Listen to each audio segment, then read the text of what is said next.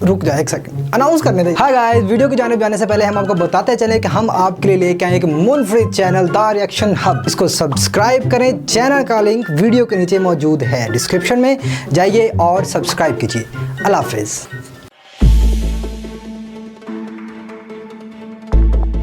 पाकिस्तान और तुर्की दुनिया इस्लाम के दो अजीम और इंतहाई ताकतवर ममालिक हैं। दोनों एक तारीखी विरसे और रिश्ते में बंधे हैं। यही वो दो कुव्वतें हैं जो इसराइल और भारत की राह में सबसे बड़ी चट्टानें हैं, जिन्हें गिराना मुश्किल ही नहीं बल्कि नामुमकिन है। जमीनी फासले के एतबार से तुर्की पाकिस्तान से 3246 किलोमीटर दूर है, लेकिन दोनों कौमों के दिल इंतहाई करीब हैं। कहने को ये दो मुल्क हैं, लेकिन यहाँ एक ही कौम यानी मुसलमान आबाद हैं। दो दिल हैं लेकिन धड़कन एक ही है। ताल्लुकात की ये गहराई मुश्तरका दीन इस्लाम और रूहानी रिश्तों की वजह से है।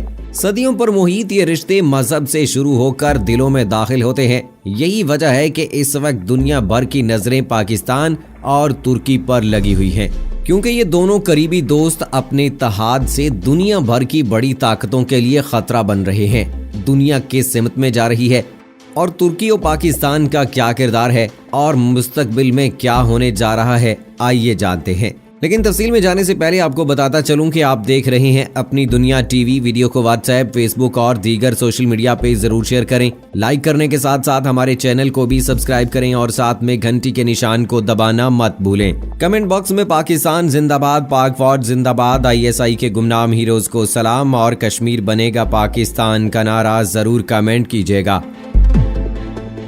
दोस्तों, पाकिस्तान और तुर्की के लोगों में मोहब्बत और भाईचारे की बड़ी वजह खिलाफत उस्मानिया है, जिसकी बुनियाद अर्तुगरुल गाजी ने रखी और इनके बेटे उस्मान ने उसे परवान चढ़ाया। 1299 से 1923 तक तुर्की इस्लामी खिलाफत का मरकज रहा, जिसे आज हम खिलाफत उस्मानिया के नाम से जानते हैं।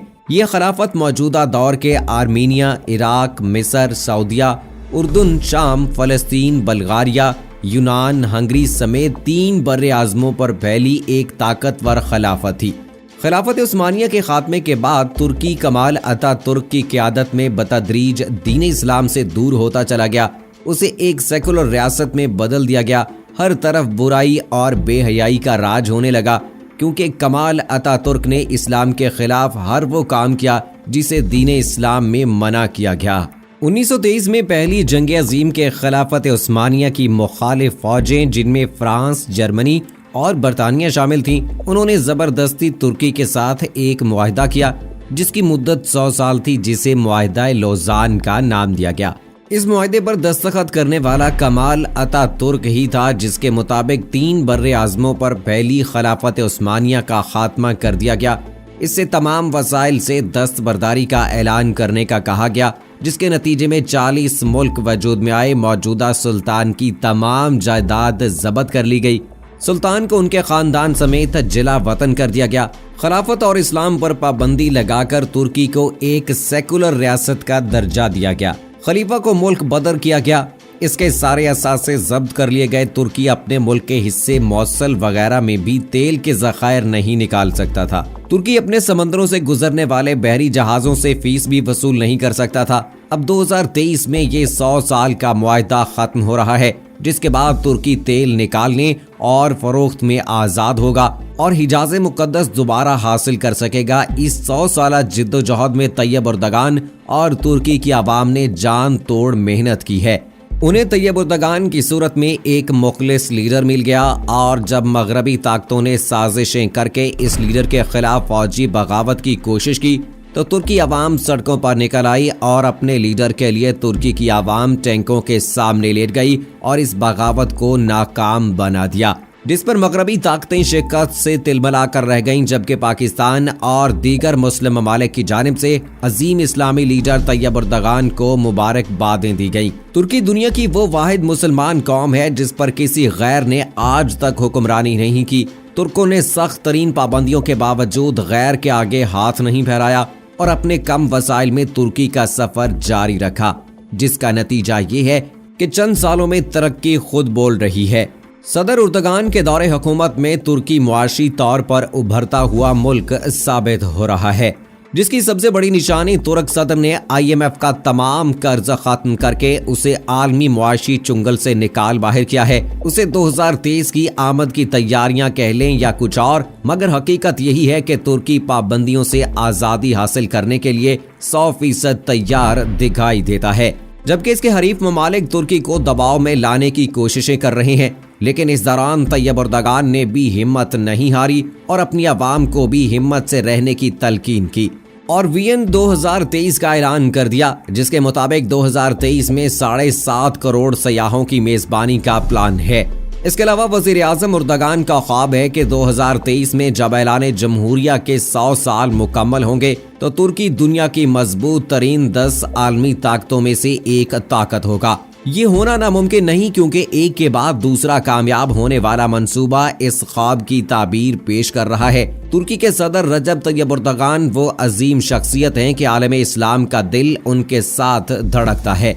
इसकी बुनियादी वजह यह है कि उन्होंने वक्त के फिरौनों को ललकारा, एक मर्तबा ये कहकर दुनिया को शशतर कर दिया कि अमेरिका अपनी हदूद के अंदर रहे।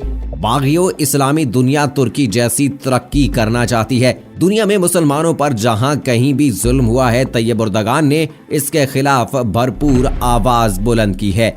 यही वजह है कि दुनिया भर के मुसलमान तैयब एर्दोगान से वारिहाना अकीदत रखते हैं और तैयब एर्दोगान की बढ़ती हुई ताकत से आलमी ताकतें खाइफ हैं। और 2023 के विजन को पाने के लिए उन्होंने जिस तरह इस्लामी ममालिक खसूसन पाकिस्तान के साथ ताल्लुकात मजबूत बनाए हैं, इस पर दुनिया भर की ताकतें हैरान और परेशान हैं। पाकिस्तान, तुर्की और मलेशिया इस्लामी चैनल लॉन्च करने का कहकर अक़वाम आलम के लिए खतरे की घंटी बजा चुके हैं। इस चैनल का मकसद दुनिया भर में मुसलमानों पर होने वाले मुजालिम को बेनकाब करना है, जिसकी नशरियात अंग्रेजी और अरबी में जारी की जानी थी। ये मंसूबा अभी बहुत से मुल्कों की मुखालफत के बावजूद ज़ेरे गौर है और जल्द पाया तकमील तक पहुँचने वाला है।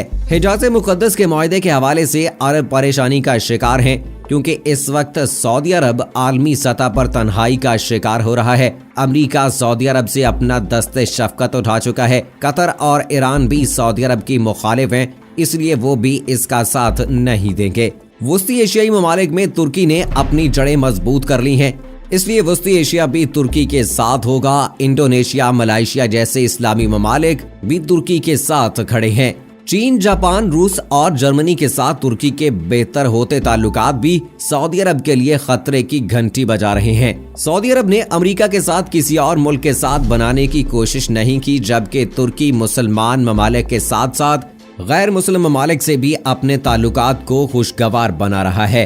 तुर्की के हिजाज़े मुक़द्दस वापस हासिल करने के इस सफर के दौरान सबके ज़हनों में ये सवाल उठ रहा है कि क्या तैयब एर्दोगान हिजाज़े मुक़द्दस वापस पाने के बाद फिर से खिलाफत उस्मानिया का ऐलान कर देंगे? इसका जवाब तो यकीनन वक्त ही देगा, लेकिन तुर्की का इस्लाम की जानिब तेजी से बढ़ता रुझान उनके इस्लामी निज़ाम से मोहब्बत का सबूत है। तुर्की में कुरान के हाफिज़ों में बहुत बड़ी तादाद में इजाफा हो रहा है। तुर्की की मस्जिदों में नमाजियों के बड़े इज्तिमात उनकी दीन से लगाव को जाहिर करते हैं। गुज़श्ता 20 सालों में तुर्की का मजहब से लगाव उनका खिलाफत के लिए रुझान भी वाज़े कर रहा है और इस सिलसिले में तुर्की को पाकिस्तान से बहुत ज्यादा उम्मीदें हैं। तुर्की जानता है कि पाकिस्तान की तेजी से बढ़ती सिफारती कामयाबियां पाकिस्तान को ऐसी ताकत बना रही हैं जिसे नजरअंदाज नहीं किया जा सकता। दुनिया भर के आलमी ताकतें पाकिस्तान को खास अहमियत देती हैं। इसकी वजह पाकिस्तान की गैर मामूली कामयाबियां हैं। पाकिस्तान ने सोवियत यूनियन के टुकड़े किए, सुपर पावर से टक्कर ली, दहशतगर्दी के खिलाफ जंग में बड़ी कामयाबियों से दुनिया को हैरान किया।